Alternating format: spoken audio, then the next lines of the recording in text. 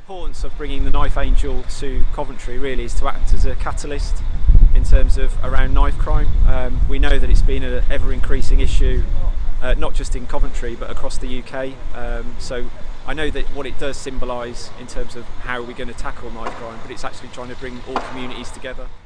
Yeah, I mean, this is the City of Peace and Reconciliation. We're outside the cathedral and the old cathedral, which is a memorial to the people who died during the war, but also a reminder of the possibilities of peace and reconciliation. And the Knife Angel is a reminder of the terrible damage that knives do. They take lives away. It's not just people that die, people who commit knife crime, their life is effectively over as well because they end up imprisoned for a significant period of time.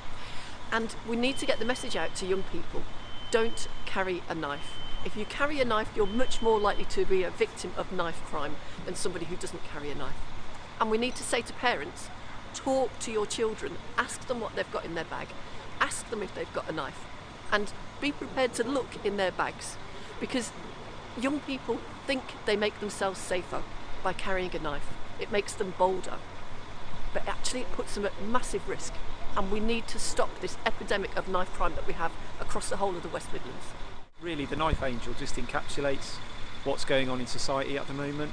I think when people see it, it's stunning to see, but also shocking to the core in the sense of what it represents. And I think that's the powerful message that we're getting across. But it won't just be the Knife Angel on its own. It'll be the work that's continuing to take place within our schools and in our youth clubs.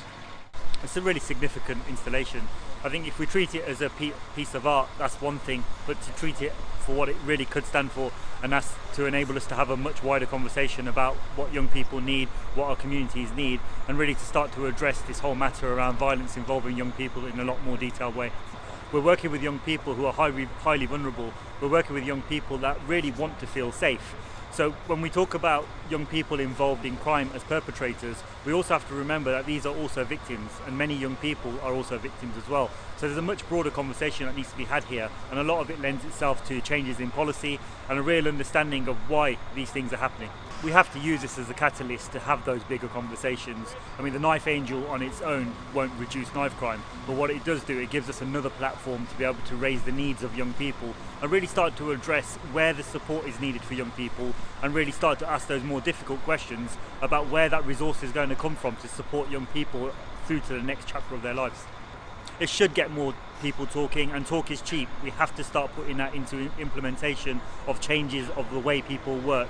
You know, schools are doing a brilliant job. They're really coming together and they're providing a great safe space, and schools are critically aware of their role in this. However, they're not the answer to this. Too much pressure is placed on schools in particular to say you keep the young people safe, but they're not resourced to do that.